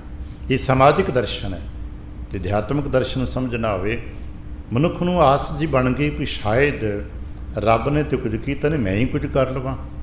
ਇਸੇ ਕਰਕੇ ਅਧਿਆਤਮ ਦਰਸ਼ਨ ਦੇ ਵਿੱਚ ਇੱਕ ਪਰਮਾਤਮਾ ਮੰਨਿਆ ਜਾਂਦਾ ਹੈ ਅਤੇ ਦੂਜੀ ਮਾਇਆ ਮੰਨੀ ਜਾਂਦੀ ਹੈ। ਇੱਕ ਦੇ ਨਾਲ ਸਾਡਾ ਸਨੇਹ ਸੰਬੰਧ ਨਹੀਂ ਬਣ ਪਾਇਆ, ਦੂਜੇ ਨਾਲ ਜੁੜ ਗਿਆ, ਅਸੀਂ ਮਾਇਆ ਦੇ ਨਾਲ ਜੁੜ ਗਏ। ਅਸਾਂ ਸੋਚਣ ਲੱਗ ਪਏ ਸ਼ਾਇਦ ਮਾਇਆ ਦੇ ਪਿੱਛੇ ਦੌੜੋ, ਮਾਇਆ ਕਮਾ ਲਓ, ਸੰਬੰਧ ਸਥਾਪਿਤ ਕਰ ਲਓ, ਸ਼ਾਇਦ ਸਾਡਾ ਪਰਿਵਾਰਕ ਜੀਵਨ, ਸਮਾਜਿਕ ਜੀਵਨ, ਮੇਰਾ ਨਿੱਜੀ ਜੀਵਨ ਸੁਖਾਲਾ ਜਿਹਾ ਹੋ ਜਾਏਗਾ। ਮਨੁੱਖ ਦੇ ਭਰਮ ਦੀ ਪਹਿਲੀ ਕਮੀ, ਮਨੁੱਖ ਦਾ ਭਰਮ 'ਚ ਪਏ ਹੋਏ ਪਹਿਲਾ ਕਰਤੱਵ ਕਿ ਇਹ ਦੂਜੇ 'ਤੇ ਧਿਆਨ ਧਰਨ ਲੱਗ ਪਿਆ, ਦੂਜੇ ਦੇ ਬਾਰੇ ਕਰਨ ਲੱਗ ਪਿਆ, ਦੂਜੇ ਦੀ ਧਿਆਨ ਲੱਗਾ, ਦੂਜੇ ਲੱਗਾ ਹੇਤ, ਇਸ ਨੇ ਦੂਜੇ 'ਤੇ ਧਿਆਨ ਟਿਕਾ ਲਿਆ। ਔਰ ਇਹੀ ਸਭ ਤੋਂ ਵੱਡਾ ਦੋਸ਼ ਹੈ, ਔਰ ਇਹੀ ਦੀ ਅਧੋਗਤੀ ਹੈ। ਫਿਰ ਕਰਦਾ ਕਿ ਦੂਜੇ ਕਰਕੇ ਜਦੋਂ ਧਿਆਨ ਦੂਸਰੇ 'ਤੇ ਹੋਏਗਾ ਨਾ, ਫਿਰ ਤੁਸੀਂ ਆਪਣੇ ਆਪ ਨੂੰ ਦੂਸਰੇ ਨੂੰ ਆਕਰਸ਼ਿਤ ਕਰਨ ਵਾਸਤੇ ਸਰੀਰ ਨੂੰ ਸਜਾਓਗੇ। ਅੱਜ ਜਿਤਨਾ ਫੈਸ਼ਨ ਹੈ, ਜਿਤਨਾ ਸ਼ਿੰਗਾਰ ਹੈ, ਭਾਵੇਂ ਪਰਿਵਾਰਿਕ ਹੈ, ਤੇ ਭਾਵੇਂ ਧਾਰਮਿਕ ਹੈ ਤੇ ਸਮਾਜਿਕ ਜੋ ਕੁਛ ਵੀ ਹੈ, ਇਹ ਦੂਸਰੇ ਵਾਸਤੇ ਹੈ, ਆਪਣੇ ਵਾਸਤੇ ਨਹੀਂ। ਲੱਖ ਸ਼ਿੰਗਾਰ ਬਣਾਇਆ ਕਾਰਜ ਨਾ ਹੀ ਕੀਤਾ। ਜਿਤਨੇ ਵੀ ਅਸੀਂ ਸ਼ਿੰਗਾਰ ਕਰਦੇ, ਫੈਸ਼ਨ ਕਰਦੇ, ਤਿਆਰ ਹੁੰਦੇ ਹਾਂ, ਕਿਹਦੇ ਵਾਸਤੇ ਤਿਆਰ ਹੁੰਦੇ ਹੋ? ਕਿ ਆਪਣੇ ਵਾਸਤੇ? ਕਿ ਤਮਾਮ ਗਹਿਣੇ ਪਾਉਣੇ, ਕੱਪੜੇ ਪਾਉਣੇ, ਸ਼ਿੰਗਾਰ ਕਰਨੇ। ਲੋਕਾਂ ਨੇ ਬੀਬੀਆਂ ਦੇ 16 ਸ਼ਿੰਗਾਰਾਂ ਦੀ ਅਕਸਰ ਅਸੀਂ ਇਹਨਾਂ ਦੀ ਨਿੰਦਾ ਚੁਗਲੀ ਕਰਦੇ ਰਹਿ ਜਾਂਦੇ ਹਾਂ। ਇਹ ਕੀ ਆਪਣੇ ਵਾਸਤੇ ਕਰਦੀਆਂ? ਆਹ ਧਰਮ ਦੇ ਕਿਤਨੇ ਸ਼ਿੰਗਾਰ ਨੇ। ਆਹ ਸ਼ਿੰਗਾਰ ਕੇਵਲ ਇੱਥੇ ਬੀਬੀਆਂ ਦੇ ਸ਼ਿੰਗਾਰ ਦਰਸ਼ਨ ਨਹੀਂ, ਇੱਥੇ ਇਹ ਧਰਮ ਦੇ ਨਾਂ 'ਤੇ ਕੋਈ ਰੋਡ ਪੁੱਡ ਹੋਇਆ, ਕਿਸੇ ਜਟਾਵਾਂ ਬਣਾਈਆਂ, ਕਿਸੇ ਕੇ ਭਗਵੇ ਪਾਏ, ਕਿਸੇ ਨੀਲੇ ਪਾਏ, ਕਿਸੇ ਕੱਪੜੇ ਚਿੱਟੇ ਪਾਏ, ਕੋਈ ਪੈਰੀ ਜੁੱਤੀ ਨਹੀਂ ਪਾਉਂਦਾ, ਕੋਈ ਚੰਮ ਦੀ ਖਲ ਹੰਡਾਉਂਦਾ ਹੈ, ਕੋਈ ਕੇਵਲ ਆਪਣੇ ਤਨ 'ਤੇ ਕੇਵਲ ਇੱਕ ਅਣਸੀਤਾ ਕੱਪੜਾ ਲਪੇਟੀ ਫਿਰਦਾ ਹੈ, ਕੋਈ ਨੰਗਾ ਹੀ ਤੁਰਿਆ ਫਿਰਦਾ ਹੈ। ਇਹ ਸਭ ਕੀ ਇਹ ਧਰਮ ਦੇ ਨਾਂ 'ਤੇ ਹੈ ਨਾ। ਕਿਹਦੇ ਵਾਸਤੇ? ਉਹਨੂੰ ਖੁਸ਼ ਕਰਨਾ। ਕਿਹਨੂੰ? ਰੱਬ ਨੂੰ ਖੁਸ਼ ਕਰਨਾ। ਅਸੀਂ ਦੇ ਤੁਰੇ ਫਿਰਦੇ ਨਾ, ਲੋਕਾਂ ਨੂੰ ਆਕਰਸ਼ਿਤ ਕਰ ਰਹੇ ਹਾਂ। ਅਸੀਂ ਵੇਖਿਆ ਹੁਣ ਖਿਮਾ ਗਾਹੇ ਬਗਾਏ ਸਾਡੇ ਵਿੱਚ ਕੀ ਹੈ। ਅਲੱਗ-ਅਲੱਗ ਪ੍ਰਕਾਰ ਦੇ ਗਾਤਰੇ ਸਟੇਜਾਂ 'ਤੇ ਸਾਡੇ ਰਾਗੀ ਕਥਾਵਾਚਕ ਆਉਂਦੇ ਨੇ, ਚਮਕਦੇ ਸਿਤਾਰਿਆਂ ਵਾਲੇ, ਤਿੱਲਿਆਂ ਵਾਲੇ ਰਾਗ ਗਾਤਰੇ ਪਾ ਭਾਈ ਕੀ ਕਰਨਾ? ਕਿਹਨੂੰ ਆਕਰਸ਼ਿਤ ਕਰਨਾ? ਤੁਹਾਨੂੰ ਆਕਰਸ਼ਿਤ ਕਰਨਾ, ਗੁਰੂ ਨੂੰ ਨਹੀਂ। ਇਹਨਾਂ ਦੀ ਜ਼ਰੂਰਤ ਗੁਰੂ ਨੂੰ ਨਹੀਂ ਹੈ। ਇਹਨਾਂ ਚਮਕਦਿਆਂ ਹੋਏ ਲੀੜਿਆਂ ਕੱਪੜਿਆਂ ਦੀ ਜ਼ਰੂਰਤ ਗੁਰੂ ਨੂੰ ਨਹੀਂ ਹੈ। ਅਸੀਂ ਦਰਸ਼ਨ 'ਚ ਕਹਿੰਦੇ ਹੁੰਦੇ ਹਾਂ, ਆਤਮਾ ਅਤੇ ਪਰਮਾਤਮਾ ਦੇ ਵਿਚਕਾਰ ਕੁਛ ਵੀ ਤਾਂ ਨਹੀਂ ਹੋਣਾ ਚਾਹੀਦਾ, ਪਰ ਅਸਾਂ ਸਭ ਕੁਝ ਪਾ ਲਿਆ ਇਹਦੇ ਵਿੱਚ। ਆਤਮਾ ਅਤੇ ਪਰਮਾਤਮਾ ਲਈ ਆ ਜਿਤਨੇ ਡਰੈਸ ਕੋਡ ਅਸਾਂ ਨੇ ਬਣਾ ਕੇ ਦਿੱਤੇ ਨੇ, ਇੱਥੇ ਆਓਗੇ ਇੱਦਾਂ ਹੋਏਗਾ, ਇੱਦਾਂ ਆਓਗੇ ਤਾਂ ਹੋਏਗਾ, ਇਹ ਗੁਰੂ ਵਾਸਤੇ ਨਹੀਂ ਹੈ। ਇਹ ਜਾਂ ਤਾਂ ਆਪਣੇ ਮਨ ਦੀ ਖੁਸ਼ੀ, ਜਿਨ੍ਹਾਂ ਕੋਲ ਤਾਕਤ ਹੈ ਉਹ ਆਪਣੇ ਮਨ ਦੇ ਰਸ ਲੈ ਰਹੇ ਨੇ, ਨਹੀਂ ਤੇ ਦੂਜੇ ਨੂੰ ਆਕਰਸ਼ਿਤ ਕਰ ਰਹੇ ਆ। ਇਹ ਭਰਮ 'ਚ ਪਿਆ ਹੋਇਆ ਮਨੁੱਖ ਹੈ। ਉਹ ਪਰਮਾਤਮਾ ਨੂੰ ਖੁਸ਼ ਕਰਨ ਵਾਸਤੇ ਕਿਸੇ ਆਡੰਬਰ ਦੀ ਜ਼ਰੂਰਤ ਨਹੀਂ ਜੇ। ਪਰਮਾਤਮਾ ਨੂੰ ਖੁਸ਼ ਕਰਨ ਵਾਸਤੇ, ਪਰਮਾਤਮਾ ਨਾਲ ਪ੍ਰੇਮ ਪਿਆਰ ਕਰਨ ਵਾਸਤੇ ਕਿਸੇ ਵੀ ਆਡੰਬਰ ਦੀ ਜ਼ਰੂਰਤ ਨਹੀਂ। ਆਪਣੇ 'ਚੋਂ ਕਿਸੇ ਪਰਿਵਾਰਿਕ ਆ, ਗ੍ਰਸਤੀਆਂ ਸਾਰੇ ਇਹ ਗੱਲ ਤੇ ਸਾਰੇ ਸਮਝਦੇ ਆ। ਜਦੋਂ ਅਸੀਂ ਆਪਣੇ ਪਰਿਵਾਰ 'ਚ ਬੈਠੇ ਹੁੰਦੇ ਹਾਂ, ਕੀ ਸਾਨੂੰ ਕਿਸੇ ਪ੍ਰਕਾਰ ਦੇ ਸ਼ਿੰਗਾਰ ਦੀ ਜ਼ਰੂਰਤ ਹੁੰਦੀ ਹੈ? ਅਸੀਂ ਆਪਣੇ ਨਿੱਜੀ ਘਰ 'ਚ ਬੈਠੇ ਹਾਂ, ਧੀਆਂ ਪੁੱਤਰ ਨਾਲ, ਛੋਟੇ ਬੱਚੇ ਬੈਠੇ ਹੋਣ, ਬਜ਼ੁਰਗ ਬੈਠੇ ਹੋਣ, ਪਤੀ ਪਤਨੀ ਭੈਣ ਭਰਾ ਬੈਠੇ ਹੋਣ, ਕੀ ਸਾਨੂੰ ਉਚੇਚੇ ਤਿਆਰ ਹੋਣ ਦੀ ਲੋੜ ਹੁੰਦੀ ਹੈ? ਕਿ ਆਪਣੇ ਬਜ਼ੁਰਗ ਪਿਤਾ ਦੇ ਕੋਲ ਜਾਣ ਵਾਸਤੇ ਸਾਨੂੰ ਉਚੇਚੇ ਕੋਟ ਪੈਂਟ ਟਾਈ ਤਾਮ ਝਾਮ ਭਰਨ ਦੀ ਜ਼ਰੂਰਤ ਪੈਂਦੀ ਹੈ? ਤੇ ਕਹਿੰਦੇ ਨਹੀਂ। ਉਹ ਤਾਂ ਕਹਿੰਦੇ ਬੇਟਾ ਜਿੱਦਾਂ ਹੈ ਉੱਦਾਂ ਹੀ ਆ ਜਾ।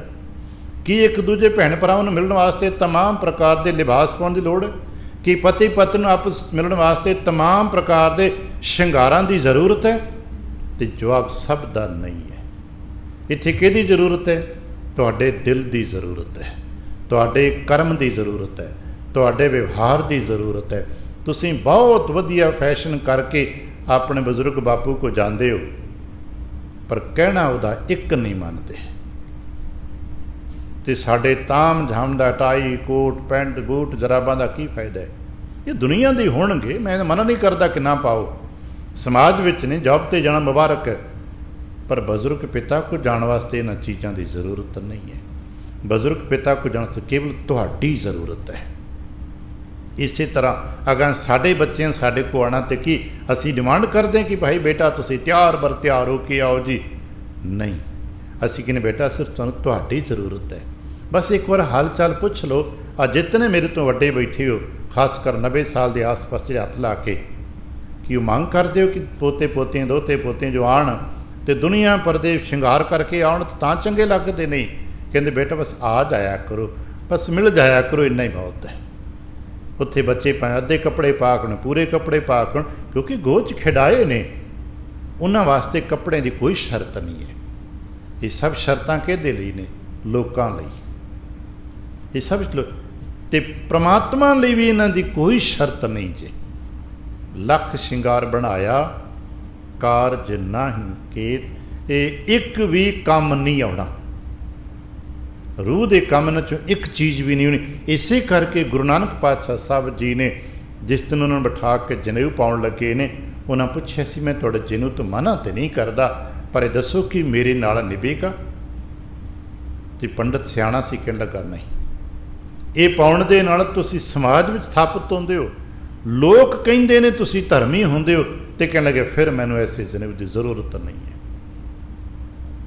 ਜੇ ਹੈ ਤੁਹਾਡੇ ਕੋਲ तो कहने लगे किस तरह का चाहिए, कहने लगे सत का, दया का, धर्म संतोख का, भी की ये अज साडे जिहड़े असां तुसां ने या होर आले दुआले जितने 250 तो वध धर्म ने, सारे ने अपने कोई ना कोई निशान चक्र चिन्ह पाए रसे कि इन्हां सारिਆਂ ਦੇ ਕੋਲ सत संतोख दया धर्म धीरज इन्हां चों प्रगट हुंदा है। दया कपाह, संतोख सूत, जत गंढी, सत वट कि ये इन्हां च प्राप्त हुंदा है, ते जे नहीं तो फिर कोई ज़रूरत नहीं इन्हां दी। समाजिक धारा इकसारता प्राप्त करने वास्ते इन्हां दी ज़रूरत हुंदी है। लोकां विच इक्को जिहा बने रहण वास्ते ज़रूरत हुंदी है। पर चेता रखना इत्थे बैठ के असीं लोकाचारी नहीं कर रहे ना, इत्थे बैठ के असीं आत्मा ते परमात्मा की गल करते हैं। महाराज कहने लगे लख शिंगार बनाया, धर्म के नाँ ते लोगों ने लखां आडंबर बनाए ने। ये भरम च पिया होया मनुख ही है जो सोचता है कि शायद गुरु इदां खुश हो जाएंगे। असीं भी सोचते हैं कि शायद सुंदर रुमाला रखांगे तो गुरु खुश हो जाएंगे, बहुते सुंदर लिबास आ रखांगे गुरु खुश हो जाएंगे, इत्थे बहुते फुल लिया के रख देंगे गुरु खुश हो जाएंगे, बहुत ताम झाम करांगे तो गुरु खुश हो जाएंगे। नहीं, गुरु इदां खुश नहीं होणगे। श्री आनंदपुर साहिब की एक निक्की जी गाथा अपना साझी करा, थोड़ी जी भारी है, समझनी औखी लगती है। श्री एक दो बार साझी भी की इत्थे। आनंदपुर साहिब जो भला जिहा वक्त है, आने वाला समा जिहड़ा ना 31 मगर का दिवाली के आस पास तो अगला नवंबर दिसंबर जो शुरुआत होती है, ठंड हो जाती, कणकां लहरान लग पैंदियां ने। लोग बाहर अंदर देखिया एक शेर तुरया फिरदा है। आनंदपुर के आले दुआले कोई सवेरे सवेरे बाहर गया, उन्हें देखिया बाहर शेर है। उन्हें घर आके नगर रौला पाता, भाई इस पासे ना जाओ, इधर शेर जी। ठीक है, लोकां पहरा लाता, इधर कोई ना जाए, बाल बच्चा इधर ना जाए, इधर शेर है। उस पासा रोक लिया। हौली हौली देखिया, सियाणे जाके झाक के वेख्या, वो शेर पिंड के नेड़े आ गया। दूजे कुछ दिन देखिया, वो शेर पिंड के आनंदपुर साहिब के नेड़े आ गया है। लोकां अपने बाल बच्चे ते पहरा लाता, भाई कोई बाहर ना जाए, भाई घर घर में औखे सौखे गुजारा कर लो, नहीं बाहर तो शेर है, पता नहीं किस पासे हमला कर देवे। पर शेर ने ना तो कोई हमला किया है तो ना वापस मुड़िया। लोगों ने तीजे दिन देखा, वो शेर फिरनी ते आ गया। आ फिरनी समझना, अजकल असीं बाईपास कह देने, हर पिंड ते एक अपना बाईपास फिरनी होंदी है। शेर फिरनी ते फिरदा है। लोग त्रास गए, लोगों दरवाजे बंद कर ले, छोटे मोटे पशु ते न्याणे अंदर डक दिते। उन्हें सियाणे बाहर निकलते, औखे सुखड़े हथ सोटे साटे लैके बाहर निकलते, पर कुछ गल ना, हमला कोई नहीं, मरिया कोई नहीं, पर शेर फिरनी ते फिरदा है। अगले दिन एक व्यक्ति ने अपने सवेरे सिर उठ के सुभावक ही दरवाज़ा तो खुलना ना, बाहर दरवाज़ा खोलिया, सामने शेर खड़ा है। बेचारा घबरा गया, कि हो गया, शेर दरवाजे ते आ गया। इन्हें दरवाज़ा खोलिया, शेर अंदर नूं आ गया। एक घबराया, डिग्गा ढहिंदा, नागे डांग पई सी चुकी, 2-4 धरतियाँ, 2-4 डांगा पैने ते भी शेर ने हमला नहीं किया। शेर ना गरजिया, ना बदहाड़िया, कुछ भी नहीं किया, बल्कि देखा जिथे डांगा पईयां उतों शेर की खल जी हिल गई। इन्हें हिम्मत करके 2-4 होर धरतियाँ, 2-4 डांगा लगातार किते पईयां, देखा खल पाट गई, वो टोपे जे उधड़ गए। इन्हें हिम्मत करके अगे देखा, इत्थे कोई खल सीती पई आ। इन्हें हिम्मत कर खल पाट दी, देखा वो अंदर गधा सी, खोता सी, ते खोता इहदा अपना सी। इत्थे घुमियार सीगा, इहदा अपना खोता 4 कुछ दिन पहलां गवाच गया सी। बेचारा पंचायत करनी सी, पर शेर दे डर करके कोई गल ना बन सकी। इन्हें खल पाड़ दी, खोता देखिया अपने बन लिया। रौला पै के गली चों महल्ले चों दोपहर तक दशमेश पातशाह तक शोर मचदा। सियाणे इकट्ठे हो के, महाराज साडे नाल किसी ने बड़ी वड्डी मजाक की है। महाराज कहने लगे की होया भाई, जिवें बिल्कुल अनजान होंदे ने, बिल्कुल अनजान होए। महाराज कहने लगे की होया? कहने लगे महाराज तुहानूं नहीं दस्सिया किसी ने? कहने लगे ना भाई, सारे तां कोई गल नहीं किसी की। कहने लगे बाहर तो शेर सीगा। अच्छा तुसीं 2-4 दिन सैल ते गए नहीं होने, आप महाराज शिकार ते नहीं गए होने? कहने लगे हाँ असीं 4 दिन हो गया, किसी पासे सैल शिकार ते नहीं गए, घर ही रहे हाँ। महाराज बाहर शेर सीगा, पर बड़ा धोखा सरना किसे कीता। फलाने घुमियार दे गधे ते शेर की खल पा के ते छड़ दिता, तो तो लोग तो डरदे कि वो फलाने देखो खल पाड़ के सिटी हुई है, गधा बन लिया। तो सारे जी आले दुआले हस पे, एडी वड्डी मजाक किन की? महाराज कहने लगा असां ही कीता सी। हैरान हो के महाराज तुसां ये आप जी ने करतब किया? कहने लगे हाँ, चंगा लगा? कहने लगे महाराज इहो जी मजाक अपने नाल तो नहीं करी दी ना, न्याणे डराते 4 दिन हो गए साढ़े बाल बच्चे बाहर नहीं जा पाए, पर महाराज आपने किया तो मजाक नहीं है। याद रखना, गुरु कोई भी करतब करते तो मजाक नहीं होंगी। असीं तुसीं एक दूजे नाल मजाक कर सकते हैं। गुरुदेव ने पूछा महाराज ये मजाक तो नहीं है, ये पिछे कुछ तो होर है, कृपा करके वो भेत खोल दो जो ये पिछे आपने छुपा लिया रख लिया। महाराज कहने लगे उहदे ते जो खल पई सी शेर दी, तुसीं देख के डरे? कहने लगे हाँ डरे। वो कोई नेड़े गया? कहने लगे नहीं। कहने लगे उन्हें किसी नुकसान किया? कहने लगे नहीं। कहने लगे इत्थों तक तो बहुत वधिया ना, उन्हें किसी नूं मारिया नहीं, तुसीं को डरे वो तो दूर हट के रहे? कहने लगे हाँ। पर कहने लगे जो तुसीं उहदे नेड़े पहुँच गए, तुसीं खल पाड़ती तो की निकले अंदरों? कहने लगे जी गधा, अंदर तो गधा सी। कहने लगे जिन्ना चिर शेर सीगा उन्ना चिर उहदा डर सी ना? कहने लगे हाँ, जिन्ना चिर शेर का भरम पिया रहा उन्ना चिर असीं डरते रहे, तो जो भेत खुल गया भी तो गधा है फिर डर मुक गया। सियाणे पूछे महाराज भेत की है? कहने लगे साडे तुहाडे अंदर आदतन तो गधा ही है ना, साडे क्यों करना मैं नहीं कह सकता। महाराज का एक बचन है, पहर चूरना गधा नाचै। आप पाठ करना पढ़े होना ना, सहज पाठ कर दो। पहर चूलना गधा नाचै ऐसा भगत करावे। भी जो सुभाव बदल जाए तो गधा भी चोला पा के नच सकता है ना, सिखा दिता जी। कहने लगे हाँ। कहने लगे देखो गधे ते शेर की खल पाई, तुसां शेर समझ लिया, तो जे किते उहदे गुण भी शेर वाले हुंदे तो फिर की तुहाडे काबू आ जांदा? कहने लगा मजाल ही नहीं, अगर वाकई शेर हुंदा उहदे अंदर शेर वाले गुण होंदे तो मजाल नहीं को पकड़ लैंदा। महाराज कहने लगे अपने अंदर दे गधे नूं मारो, अपने अंदर दे गधे नूं लुकाओ, दबो इनू ते अपने अंदर शेर वाले गुण प्रकट करो। मैं तुहाडे ते शेर का लिबास तो पा दिता है, याद रखना, तुहानूं सिंह लिबास तो दे दिता है, शेर का लिबास है, लिबास तो शेर का देता है, पर अपने अंदरले गधे नूं तो मिटा दिओ ना, किते ना होवे कि अंदर गधा ते उत्ते शेर। तो फिर अखिमा करोना देख रहे ना, 250-300 साल दे विच भी उन्हां लोकां बहुतियां साडी खल पाड़ दित्ती ना, ते अंदरला गधा प्रगट है फिर उत्थे ही। जब तक अंदर सिंह स्वरूप के गुण नहीं आएंगे उन्ना चिर बाहरले पाए हुए सिंह लिबास का कोई फायदा नहीं जे निकलना। महाराज कहले कि लखां वार पा लो, श्रृंगार कर लो, सोने के गहने पा दिओ, कोई कीमत नहीं जे निकल। लख श्रृंगार बनाया कारज नाही केत, तेरे काम नहीं आने, जित दिन देह बिन ससी। भलिया जिस दिन तेरा शरीर का विनाश होना है, जिन्हों असीं मौत कहते हैं, जिस दिन आ रहा ना दिन सारे का, दिन ते पहर, पहर ते घरियाँ, आव घटै तन छीचै, काल अहेरी फिरै बदक ज्यों कहो कवन बिद कीजे। आ दिन चढ़दा ते सीके ने आहा दिन वड्डा हो गया, उम्र वड्डी हो गई, असीं वड्डे हो गए, पर किते पावन बाणी नूं पढ़ना। सूरज चढ़दा ते की हुंदा है, असीं कहने फलाणे मित्र नूं मिलणगे, फलाणे नूं मिलणगे, संजोग प्रगट होणगे, आ मिलेगा।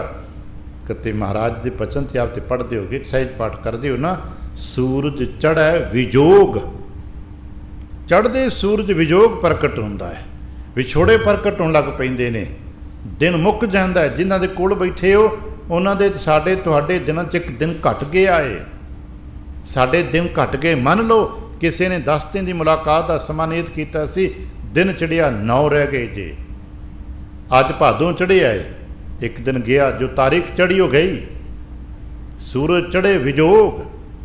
किदां बाबा? कहने लगे सबसे घट है आरजा, सारे की आरजा रोज़ाना घटती है, दिन ते पहर, पहर ते घरियाँ, आप घटै तन छीजै। आ कहने लगे ते मुकद्या 100 दिन आवन लागा, वो दिन नेड़े आउण लगा है, आ रहा जे कदम दर कदम असीं उहदे वाले तुरे जा रहे हैं। तो जिस दिन वो मौत का मुकाम आ गया कि आप भरम दे विच जुड़ के जिन्हां दिन असीं संबंध बना बैठे हाँ, ਜਿਨ੍ਹਾਂ ਵਾਸਤੇ ਅਸੀਂ ਦੂਜੇ ਪੱਖ 'ਚ ਲੱਗ ਕੇ तमाम ਪ੍ਰਕਾਰ ਦੇ ਆਡੰਬਰ ਸ਼ਿੰਗਾਰ ਕਰਦੇ ਪਏ ਹਾਂ, ਕੀ ਉਦੋਂ ਇਹਨਾਂ ਸਾਰਿਆਂ 'ਚੋਂ ਇਕੱਠੇ ਹੋ ਕੇ ਸਾਨੂੰ ਕਿਸੇ ਨੂੰ ਜੰਮ ਦੇ ਹੱਥ 'ਚੋਂ ਛੁਡਾ ਲੈਣਗੇ? ਕਹਿਣ ਲੱਗੇ ਨਹੀਂ। ਫਿਰ ਕੀ ਹੋਏਗਾ? ਕਹਿਣ ਲੱਗੇ ਛੱਡ ਖੜੋਤੇ ਖੇਨੇ ਮਾਹੇ। ਮਜਬੂਰੀ ਹੈ। ਬਹੁਤ ਚੰਗੇ ਭੈਣ ਭਰਾ ਨੇ, ਬਹੁਤ ਚੰਗੇ ਧੀਆਂ ਪੁੱਤਰ ਨੇ, ਪਰ ਕੀ ਤਾਂ ਸਾਨੂੰ ਜੰਮ ਦੇ ਪੰਜੇ ਤੋਂ ਛੁਡਾ ਲੈਣਗੇ? ਐਸਾ ਅੱਜ ਤੱਕ ਨਹੀਂ ਹੋਇਆ ਨਾ। ਬਹੁਤ ਚੰਗੇ ਹੋਣਗੇ, ਚੰਗੇ ਨੇ, ਪਰ ਇਹ ਚੰਗੇ ਸਾਡੇ ਨਾਲ ਕਿੱਥੋਂ ਤੱਕ ਨਿਭਣਗੇ? ਜਦੋਂ ਜੰਮ ਆ ਕੇ ਸਾਡੇ ਗਲ ਨੂੰ ਹੱਥ ਪਾਏਗਾ, ਜਿਹਨੂੰ ਕਹਿਣ ਲੱਗੇ ਵੱਡਾ ਹੋਆ ਦੁਨੀਦਾਰ ਗਲ ਸੰਗਲ ਘੱਤ, ਪਾਰਾਂ 'ਚ ਬਚਨ ਹੈ ਨਾ, ਗਲ ਸੰਗਲ ਘੱਤ ਚਲਾਇਆ, ਕੀ ਉਦੋਂ ਕੋਈ ਧੀ ਪੁੱਤਰ ਸਾਡੇ ਗਲ 'ਚੋਂ ਸੰਗਲ ਲਾ ਦੇਵੇਗਾ? ਕੀ ਭੈਣ ਭਰਾ ਕੋਈ ਸਾਡੇ ਗਲ 'ਚੋਂ ਮੌਤ ਦਾ ਸੰਗਲ ਕੱਢ ਦੇਵੇਗਾ? ਤੇ ਜਵਾਬ ਹੈ ਨਹੀਂ। ਸਭ ਛੱਡ ਖੜੋਤੇ, ਵਿਚਾਰੇ ਮਜਬੂਰ ਨੇ, ਛੱਡ ਖੜੋਤੇ ਖੇਨੇ ਮਾਹੇ। ਇੱਕ ਪਲ ਲੱਗਦਾ, ਸਭ ਵਿਚਾਰੇ ਦੇਖ ਰਹੇ ਹੁੰਦੇ ਨੇ, ਭਲੇ ਪੁਰਖ ਵਿਚਾਰੇ ਵਾਹਿਗੁਰੂ ਵਾਹਿਗੁਰੂ ਕਰਨ ਲੱਗ ਪੈਂਦੇ ਨੇ, ਜਿਹੜੇ ਨਾਦਾਨ ਤੇ ਕਮਜ਼ੋਰ ਹੁਣ ਧਾਹਾਂ ਮਾਰ ਕੇ ਰੋਣ ਲੱਗ ਪੈਂਦੇ ਨੇ। ਦੋ ਪ੍ਰਕਾਰ ਦੇਖੇ ਨਾ ਆਪਣੇ ਪਰਿਵਾਰਾਂ, ਜਦੋਂ ਕਿਤੇ ਐਸਾ ਭਾਣਾ ਵਰਤਦਾ ਹੈ। ਤੀਜਾ ਰੂਪ ਅਸੀਂ ਕਦੇ ਵੇਖਿਆ ਵੀ ਕਿਸੇ ਨੇ ਤਕੜੇ ਹੋ ਕੇ ਕਿਹਾ ਵੀ ਜੰਮ ਨੂੰ ਨਹੀਂ, ਮੇਰਾ ਪੁੱਤਰ ਹੈ, ਨਹੀਂ ਮਾਰਨਾ, ਮੇਰਾ ਭਰਾ ਹੈ, ਤੂੰ ਛੱਡ ਦੇ। ਐਸਾ ਹੋ ਹੀ ਨਹੀਂ ਸਕਦਾ, ਕਿਉਂਕਿ ਸਾਡੇ ਚਿੱਤੇ ਕਿਸੇ ਤਾਕਤ ਹੀ ਨਹੀਂ ਅਸੀਂ ਜੰਮ ਦਾ ਰਾਹ ਰੋਕ ਲਈਏ, ਅਸੀਂ ਜੰਮ ਦੇ ਅੱਗੇ ਖੜੇ ਹੋ ਜਾਈਏ। ਐਸਾ ਹੈ ਹੀ ਨਹੀਂ। ਪਰ ਕੀ ਕੋਈ ਤਾਕਤ ਜੰਮ ਨੂੰ ਰੋਕ ਹੀ ਨਹੀਂ ਸਕਦੀ?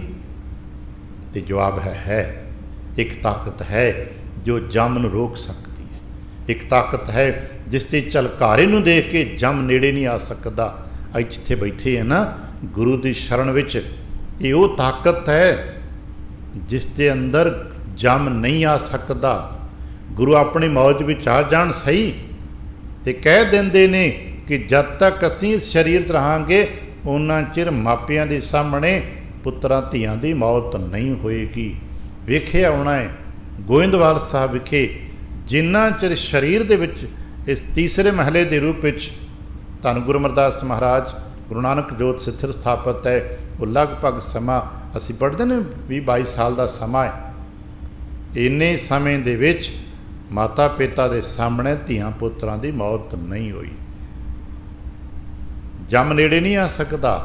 ਇੱਥੋਂ ਦਾ ਛਾਂ, ਇੱਥੋਂ ਦਾ ਪ੍ਰਭਾਵ ਜੇ ਸਾਡੇ ਸਿਰ 'ਤੇ, ਜਿਹਨੂੰ ਓਰਾ ਕਹਿੰਦੇ ਨੇ ਅਧਿਆਤਮਕ ਲੋਕ, ਸਾਡੇ 'ਤੇ ਕਿਤੇ ਗੁਰੂ ਕੀ ਛਾਂ ਪੈ ਗਈ ਤੇ ਸਾਡੇ 'ਤੇ ਪ੍ਰਤਾਪ ਵਰਤਣ ਲੱਗ ਪਏਗਾ। ਪ੍ਰਤਾਪ ਕਹਿੰਦੇ ਨੇ ਆਮ ਤੇ ਚਾਨਣੇ ਨੂੰ ਕਹਿ ਦਿੱਤਾ ਜਾਂਦਾ, ਪਰ ਓਰਾ ਕਹਿੰਦਾ ਆਮ ਤੌਰ 'ਤੇ ਹੁੰਦਾ ਨਾ ਮਹਾਤਮਾ ਦੀ, ਗੁਰੂ ਪੀਰਾਂ ਦੀਆਂ ਜੋ ਤਸਵੀਰਾਂ 'ਤੇ ਇੱਕ ਚੱਕਰ ਬਣਾਤਾ ਰੋਸ਼ਨੀ ਦਾ, ਉਹਨੂੰ ਪ੍ਰਤਾਪ ਕਹਿੰਦੇ ਨੇ। ਸਾਡਾ ਸਭ ਦਾ ਹੈ ਓਰਾ, 'ਚ ਕੋਈ ਦੋ ਰਾਏ ਨਹੀਂ। ਪਰ ਇਸ ਓਰੇ ਦੇ ਵਿੱਚ ਜਦੋਂ ਗੁਰੂ ਕਲਾ ਵਰਤ ਰਹੀ ਹੁੰਦੀ ਹੈ ਨਾ, ਤੇ ਫਿਰ ਨੇੜੇ ਜਮਦੂਤ ਨਹੀਂ ਆ ਸਕਦਾ। ਪ੍ਰਤਾਪ ਤੁਮਹਾਰਾ ਦੇਖ ਕੇ ਜਮਦੂਤ ਛੱਡ ਜਾਹੇ। ਜਦੋਂ ਜਮਦੂਤ ਨੇੜੇ ਆਉਂਦਾ ਹੈ ਤੇ ਸਾਡੇ 'ਚੋਂ ਕੋਈ ਜੋ ਭਰਮ 'ਚ ਪਏ ਹੋਏ ਆ, ਕੋਈ ਸਾਡੀ ਮਦਦ ਨਹੀਂ ਜੇ ਕਰ ਪਾਉਂਦਾ। ਛੱਡ ਖੜੋਤੇ ਖੇਨੇ ਮਾਹੇ ਜਿਨਸਿਉ ਲੱਗਾ ਹੇਤ। ਫਿਰ ਹੁੰਦਾ ਉਸ ਵਕਤ ਕੀ ਹੁੰਦਾ? ਹਾਲਾਂਕਿ ਭਾਰੀ ਗੱਲ ਹੈ, ਕਿਸੇ ਵਿਅਕਤੀ ਦੇ ਪ੍ਰਾਣ ਅੰਤ ਹੋ ਰਹੇ ਨੇ ਤੇ ਅਸੀਂ ਕੋਲ ਖੜੇ ਹੋਈਏ ਤੇ ਕਦੇ ਕੋਈ ਦੇਖਿਆ, ਪਰ ਅਸੀਂ ਉਹ ਤੋਂ ਦੇਖ ਨਹੀਂ ਪਾਉਂਦੇ, ਕਿਉਂਕਿ ਅਸੀਂ ਡਰ ਜਾਂਦੇ ਹਾਂ, ਬੈਰਾਗ ਵਿੱਚ ਹੁੰਦੇ ਹਾਂ, ਇੱਕ ਦੁੱਖ ਜਿਹਾ ਵਰਤਿਆ ਹੁੰਦਾ ਹੈ, ਅਸੀਂ ਉਸ ਦਰਸ਼ਨ ਨੂੰ ਦੇਖ ਨਹੀਂ ਪਾਉਂਦੇ। ਅੱਜ ਕੱਲ੍ਹ ਦੇ ਡਾਕਟਰ ਵੀ ਤਕਰੀਬਨ ਬਾਹਰ ਕੱਢ ਦਿੰਦੇ ਨੇ ਉਹ ਦਰਸ਼ਨ। ਮਹਾਰਾਜ ਕਹਿੰਦੇ ਹੱਥ ਮਰੋੜੇ ਤਨ ਕਾਪੇ। ਉਦੋਂ ਗਰਮੀਆਂ ਦੇ ਵਿੱਚ ਵੀ ਤਨ ਕੰਬ ਰਿਹਾ ਹੁੰਦਾ ਜੀ, ਛਟਪਟਾ ਰਿਹਾ ਹੁੰਦਾ ਜੀ, ਛੜੀਆਂ ਮਾਰਦਾ, ਹੱਥ ਪੈਰ ਮਾਰਦਾ, ਹੱਥ ਪੈਰ ਮਰੋੜਦਾ ਏ, ਤਨ ਕੰਬਦਾ ਏ। ਸਿਆਹੋਂ ਹੋਆ ਸਵੇਤ, ਸੇਤ ਦਾ ਮਤਲਬ ਸਵੇਤ, ਚਿੱਟਾ ਰੰਗ। ਕਦੇ ਕਾਲਾ ਹੁੰਦਾ ਤੇ ਕਦੇ ਚਿੱਟਾ ਹੁੰਦਾ ਹੈ, ਰੰਗ ਬਦਲਦਾ ਹੈ, ਹੱਥ ਪੈਰ ਮਰੋੜਦਾ ਹੈ। ਆ ਕੇ ਐਂਠਣ ਸ਼ਬਦ ਹੈ, ਸਰੀਰ ਐਂਠਦਾ ਹੈ, ਟੁੱਟਦਾ ਹੈ। ਇਹ ਮੋਹ ਦੇ ਤੰਦਾਂ ਟੁੱਟਣੀਆਂ ਕੋਈ ਸੌਖੀ ਖੇਡ ਥੋੜ੍ਹਾ। ਮ੍ਰਿਤੂ ਦੀ ਪੀੜਾ ਮਤਲਬ ਕੀ ਹੈ? ਤੰਦਾਂ ਟੁੱਟਣੀਆਂ ਹੀ ਮ੍ਰਿਤੂ ਦੀ ਪੀੜਾ ਹੈ। ਅੱਜ ਨੂੰ ਲੋਕ ਕਹਿੰਦੇ ਨੇ ਮੌਤ ਦੀ ਪੀੜਾ।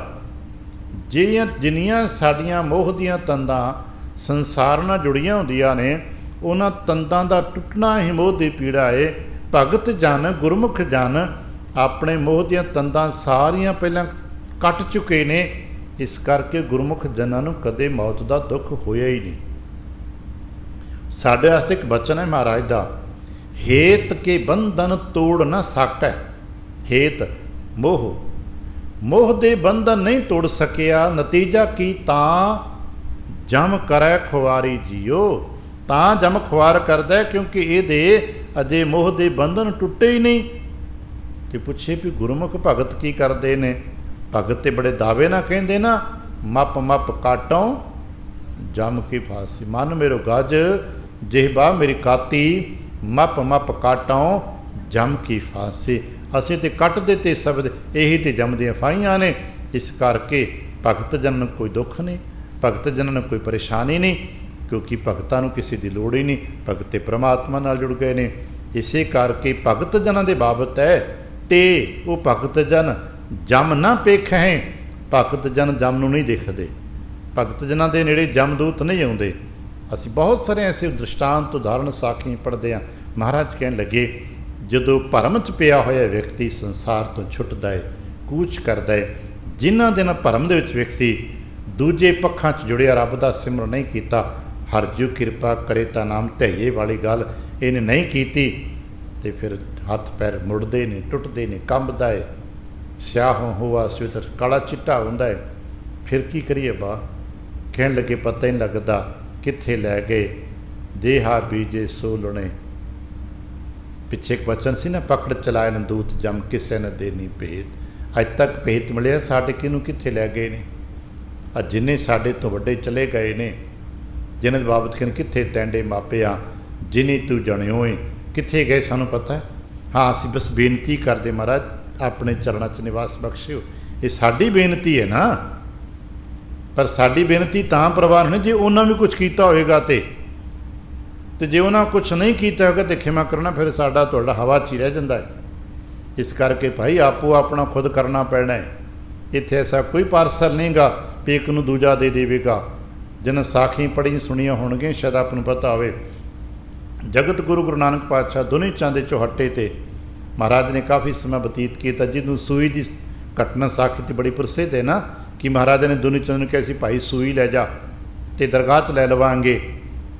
ਉਹ ਆਉਣ ਵਾਲੇ ਦਿਨ ਨਾ ਸ਼ਰਾਧ ਦੇ, ਲੋਕਾਂ ਖਵਾਰਨੇ ਖਵਾਣੇ ਹੈ, ਠੀਕ ਹੈ, ਕਰੋ ਖਵਾਓ, ਲੇਕਿਨ ਇੱਕ ਚੀਜ਼ ਦੇਖ ਲਿਓ, ਦੁਨੀ ਚੰਦ ਵੀ ਆਪਣੇ ਪਿਤਾ ਦਾ ਸ਼ਰਾਧ ਬੜਾ ਵੱਡਾ ਅਡੰਬਰ ਰਚ ਕੇ ਬੈਠਾ ਹੋਇਆ। ਮਹਾਰਾਜ ਵੀ ਚਲੇ ਗਏ। ਉਹਨੇ ਬੜੇ ਵੱਡੇ ਸ਼ੌਕ ਨਾਲ, ਫਖਰ ਨਾਲ ਕਿਹਾ, ਜੀ ਮੈਂ ਪਿਤਾ ਦਾ ਸ਼ਰਾਧ ਕਰਦਾ ਪਿਆ। ਮਹਾਰਾਜ ਕਹਿਣ ਲੱਗੇ, ਤੈਨੂੰ ਪਤਾ ਤੇਰਾ ਪਿਤਾ ਕਿੱਥੇ ਹੈ? ਕਹਿਣ ਲੱਗਾ, ਸੁਰਗਾਂ 'ਚ ਹੈ ਜੀ। ਇੰਨੇ ਪੰਡਤ, ਇੰਨੇ ਵਾਖਿਆ, ਇੰਨੇ ਜਾਪ ਤਾਪ ਅਸੀਂ ਬਾਅਦ 'ਚ ਕਰਾਤੇ, ਇੰਨੇ ਸ਼ਰਾਧ ਕਰਤੇ, ਪਿਤਾ ਜੀ ਤਾਂ ਸਵਰਗਾਂ 'ਚ ਆਨੰਦ ਮਾਣਦੇ ਹੋਣੇ ਆ। ਮਹਾਰਾਜ ਗੰਭੀਰ ਹੋ ਕੇ ਕਹਿਣ ਲੱਗੇ, ਆ ਮੇਰੇ ਨਾਲ ਚੱਲਣਾ, ਮਿਲਣਾ ਹੀ। ਜਦੋਂ ਕਹਿਣ ਲੱਗੇ ਮਿਲਣਾ ਹੀ, ਤੇ ਮੱਥਾ ਠੁਮਕਿਆ, ਹੈ ਹੋ ਸਕਦਾ? ਕਹਿਣ ਲੱਗੇ ਹਾਂ, ਆ ਚੱਲੀਏ। ਰਾਵੀ ਦਰਿਆ ਦੇ ਕਿਨਾਰੇ ਆ ਗਏ। ਉਜਾੜ ਜੇ ਢਾਹੇ ਹੁੰਦੇ ਕਿਨਾਰੇ 'ਤੇ। ਮਹਾਰਾਜ ਕਹਿਣ ਲੱਗੇ, ਆਪਣੇ ਪਿਤਾ ਨੂੰ ਕਿਸ ਤਰ੍ਹਾਂ ਪੁਕਾਰਦਾ ਬੁਲਾਉਂਦਾ ਸੈਂ? ਅਤੇ ਜਿਵੇਂ ਅਸੀਂ ਆਪਣੇ ਪਿਤਾ ਨੂੰ ਬੁਲਾਉਂਦੇ, ਹਰ ਵਿਅਕਤੀ ਦਾ ਆਪੋ ਆਪਣਾ ਪਰਿਵਾਰਕ ਹਿਸਾਬ ਹੁੰਦਾ ਵੀ ਕਿਵੇਂ ਬੁਲਾਉਂਦੇ ਹੋ। ਮਹਾਰਾਜ ਕਹਿਣ ਲੱਗੇ, ਜਿਵੇਂ ਆਪਣੇ ਪਿਤਾ ਨੂੰ ਕਿਤੇ ਆਵਾਜ਼ਾਂ ਦਿੰਦੇ ਸੋ, ਭਾਈ ਪਿਤਾ ਜੀ, ਬਾਪੂ ਜੀ, ਜੋ ਵੀ ਕਹਿ ਕੇ ਤੁਸੀਂ ਬੁਲਾ ਜਰਾ ਉੱਚੀ ਆਵਾਜ਼ ਵਿੱਚ। ਇੱਕ ਵਾਰ ਬੁਲਾਇਆ, ਦੋ ਵਾਰ ਬੁਲਾਇਆ, ਤੀਜੀ ਇੱਕ ਆਵਾਜ਼ ਦੇਖਿਆ ਕਿ ਝਾੜੀ 'ਚੋਂ ਪਸ਼ੂ ਬਘਿਆੜ ਰੂਪ ਹੋ ਕੇ ਇਹਨਾਂ ਵੱਲ ਤੁਰਿਆ ਆਉਂਦਾ ਹੈ। ਪਹਿਲਾਂ ਤਾਂ ਦਹਿਲਿਆ, ਡਰਿਆ। ਮਹਾਰਾਜ ਕਹਿਣ ਲੱਗੇ, ਨਹੀਂ, ਇੱਕ ਦੋ ਵਾਰ ਹੋਰ ਬੁਲਾਇਆ, ਬਘਿਆੜ ਨੇੜੇ ਆ ਗਿਆ।